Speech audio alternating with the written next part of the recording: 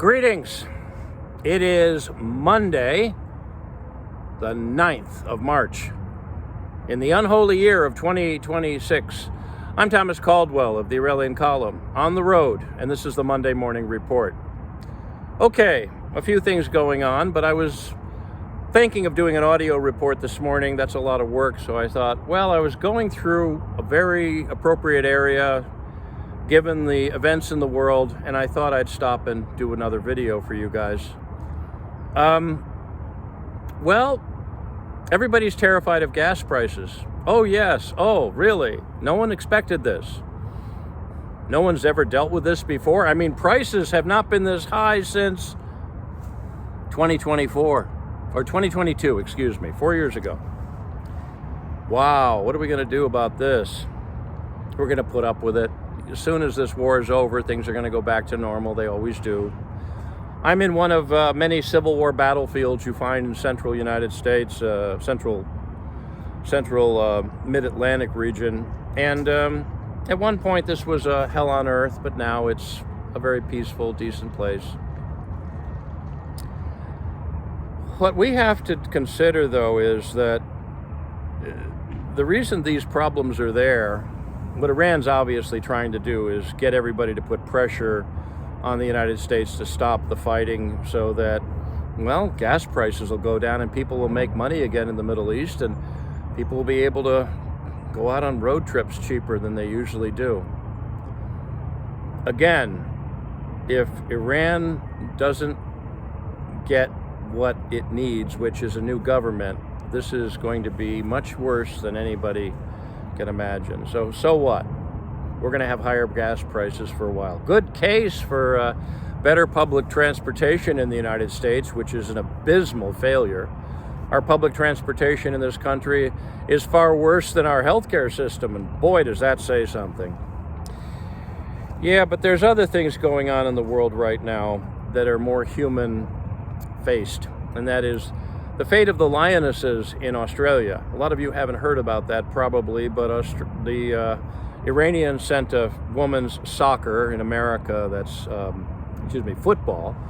In the United States, we call that soccer. They went to a international match in Australia, and during the medal ceremony, or some sort of ceremony, they didn't salute or sing their national anthem when it was played. Ooh. And now in Iran, they've come on state TV saying they're traitors in times of war and should be dealt with harshly. And we all know what that means, especially if they're women.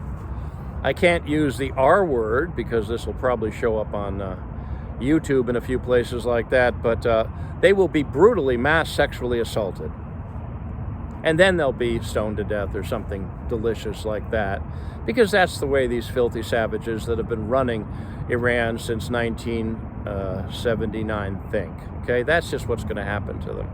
Now, they gave the international sign of distress, and if you're not sure what that is, that's when you do this. Okay, usually behind your back or something. It means you're in trouble. It means you're being held hostage. They were doing that on a bus last night. That's pretty obvious. So they want out. Australia, on the other hand, well, it's a nation run by cowards. They gave up their guns. I'm sorry. You got what you deserve, folks. But you don't want to see the word Australia be synonymous with cowardice in the future lexicon of the world. You really don't want to see that. So let's hope that they can grow a pair in that country and do what they can to save these women from a horrifying fate. Some of the reports I'm getting out of the Middle East are that the missile attacks, which are promised to not happen and then happen, are much less common than they were a couple of days ago. In spite of what you're seeing in the news, things do seem to be calming down. And probably that's because, well, the Americans started bombing and the Israelis started bombing fuel facilities. That was probably a backup plan, because once you have no oil or gasoline, you can't really move your stuff around or move your personnel around, so that's probably part of it. That can be rebuilt. But the U.S. cannot lose this one. And the Islamic Republic of Iran must be destroyed. Again, I wouldn't have done it this way. I would have just bought them off. I mean, Nothing's more effective than a CIA operative with a suitcase full of money and a new identity in some country. But no, it's not the way it's happening. The U.S. has to win this one. Otherwise, you think gas prices are high now? Or going to get high? No, it'll be a real bad time if this doesn't end the way it really needs to end. You know, the reason I picked this location, an old American Civil War battlefield, was because it's a reminder that no matter how bad things can get, no matter how many people are involved in a conflict, a war, at the end of the day, it ends eventually. It really does. The birds come back and build nests. The tourists come and gawk and wonder, wow, that went on here? I predict someday this will happen in the countries that we see in the Middle East. I have friends that do live in that part of the world, and they said it's wonderful in many places. Bahrain, Dubai, which is I've been to a couple of times. It's a magical location. So that part of the world has enormous potential. But what's standing in the way is religious insanity. Real insanity. All of the craziness that's come out of that part of the world has originated from the regime in Tehran. Since the Americans abandoned them, Jimmy Carter, cursed be his name, betrayed the Shah. You know, and people are concerned about gas prices being a little bit inconvenient because that's what's going to happen. It's going to go back once this is over, unless the U.S. loses. So I'm going to leave you with this since I have a lot to do and this was unscheduled. I named this channel the Aurelian Column. That's a bit of a play on words because it's named after Marcus Aurelius, the Roman emperor, who was also a brilliant philosopher. Anybody out there should read Meditations by Marcus Aurelius. It was a brilliant book back in the day and even now. And it's about the Stoic school of philosophy. Now that is a big topic, much bigger than I can go into now, but I'm a guy that is pretty much into that.